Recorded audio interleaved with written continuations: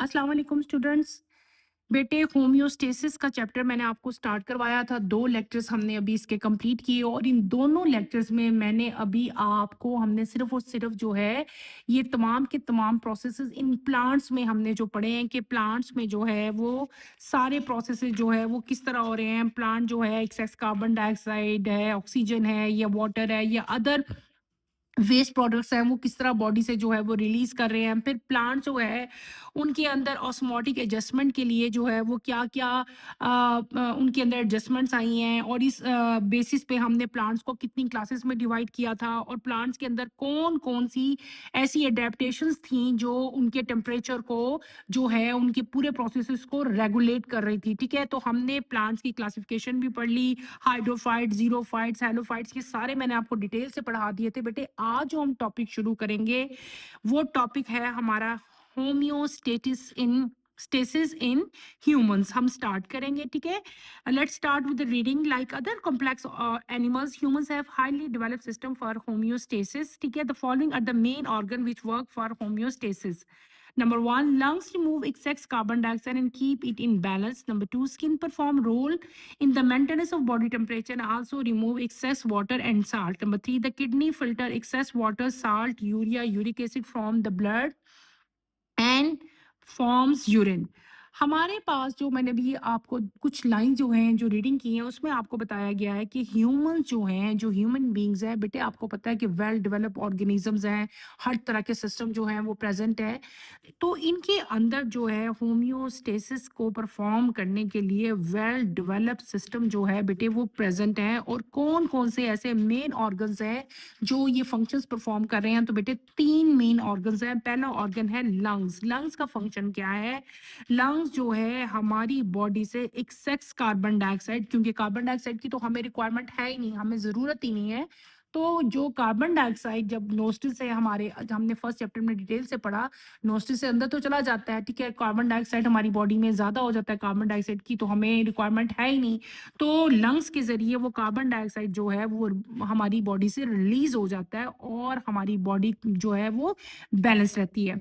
Number 2 आता है आपका ऑर्गन स्किन। स्किन जो है बहुत इंपॉर्टेंट रोल प्ले करती है बेटे in the maintenance of body temperature. हमारे टेम्परेचर को रेगुलेट करती है, हमारे टेम्परेचर को मेंटेन रखती है। इसके अलावा इस स्किन से एक्सेस वाटर और साल्ट भी जो है वो भी रिमूव होते हैं।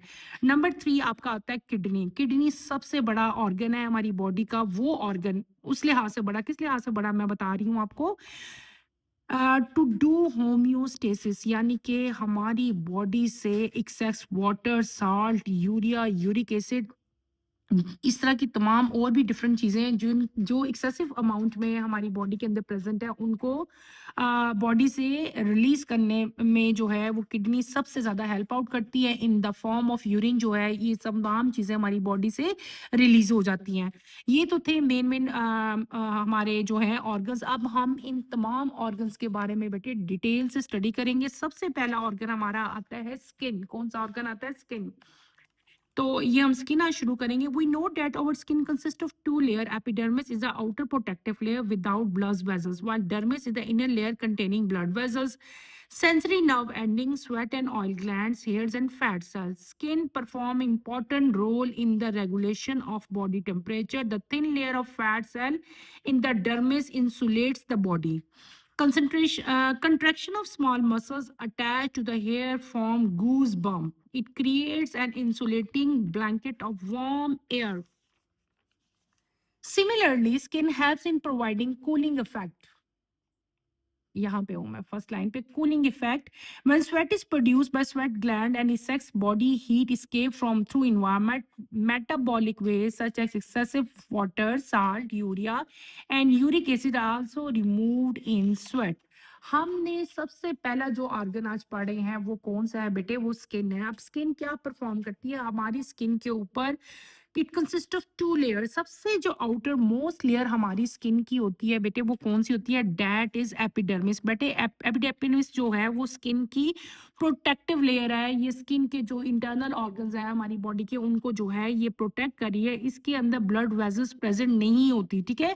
एपिडर्मिस के अंदर ब्लड वेसल्स नहीं होती, ये बात आपने याद रखनी है। एपिडर्मिस के बाद जो नेक्स्ट लेयर आती है दैट इज़ डर्मिस। डर्मिस जो है इनर लेयर है, वो आउटर लेयर थी एपिडर्मिस, ठीक है?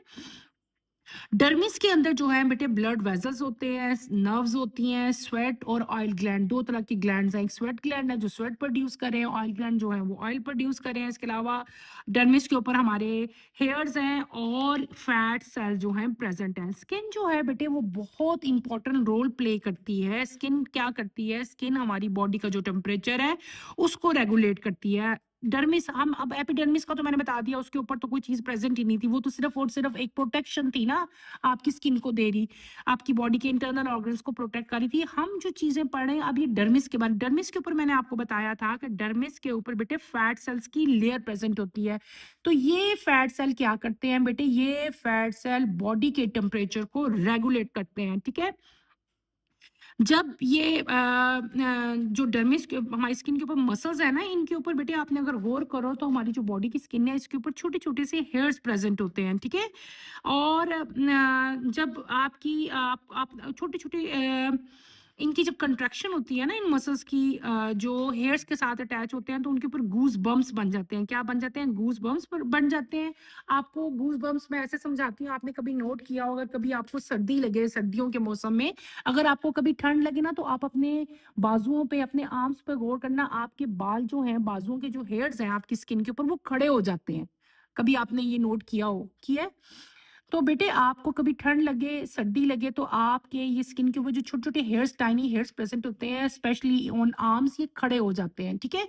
तो ये क्यों खड़े होते हैं? ये बेटे इनको ये जो बालों का, छोटे-छोटे बालों का, हेयर्स का खड़े हो जाना होता है ना, कि स्टैंड पोज़ीशन में आ गए हैं, हम आम लैंग्वेज में कहते हैं, यार मुझे ठंड लग रही है, मुझे कँपकँपी तारी हो गई है।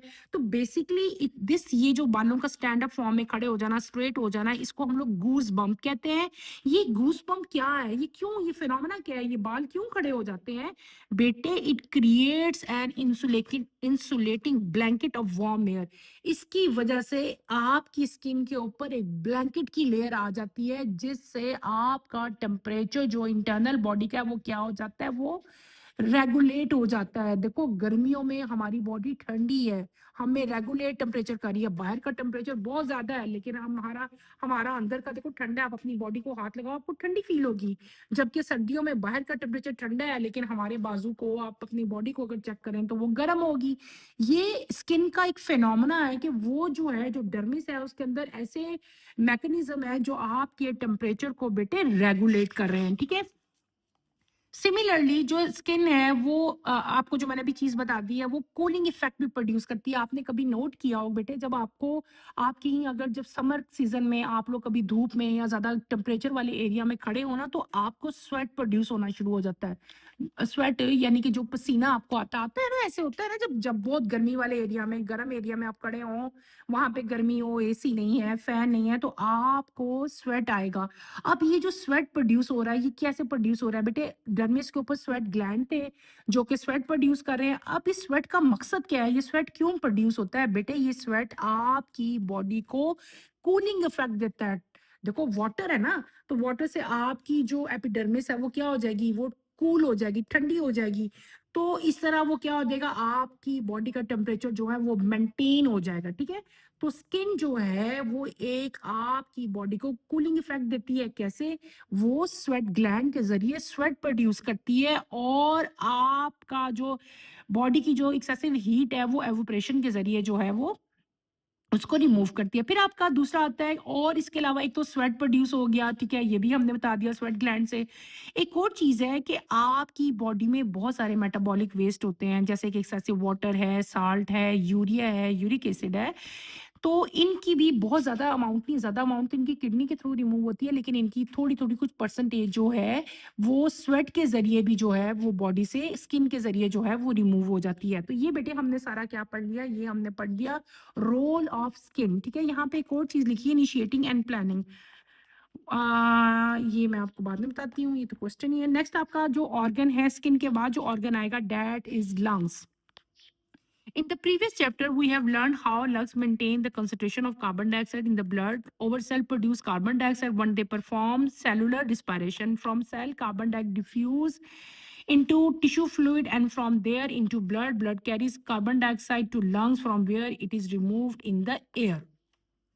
लंग्स बेटे हमारा जो फर्स्ट चैप्टर था, अभी हम जो चैप्टर मैंने 2 दिन पहले 2 लेक्चर से पहले जो है अभी कंप्लीट करवाया, उसमें हमने कंप्लीटली डिटेल से जो है वो सारा फिनोमेना पढ़ा था कि जब आपकी एयर है डीऑक्सीजनेटेड ब्लड कौन सा था जिसके अंदर कार्बन डाइऑक्साइड थी, वो आपके लंग्स में आता है और वो जो है ऑक्सीजनेटेड ब्लड हो जाता है, और जो एक्स्ट्रा कार्बन डाइऑक्साइड है बेटे वो आपकी बॉडी से जो है वो रिमूव हो जाती है। ठीक है, तो लंग जो है वो बहुत इंपॉर्टेंट रोल प्ले कर रहा है to remove excessive carbon dioxide from our body, क्योंकि हमारी बॉडी को कार्बन डाइऑक्साइड की रिक्वायरमेंट नहीं है। ठीक है, इसके बाद जो थर्ड हमारा जो ऑर्गन आता है जो कि होम्योस्टेसिस में बहुत इंपॉर्टेंट और सबसे बड़ा रोल प्ले करता है, दैट इज किडनी। ठीक है, किडनी जो है ह्यूमन बीइंग की किडनी जो है सबसे ज्यादा urea, uric acid, excessive water और साल्ट जो है वो किडनी के थ्रू जो है वो रिमूव होते हैं। ह्यूमन बॉडीज में 2 तरह की किडनीज होती हैं और ये पूरा का पूरा सिस्टम जो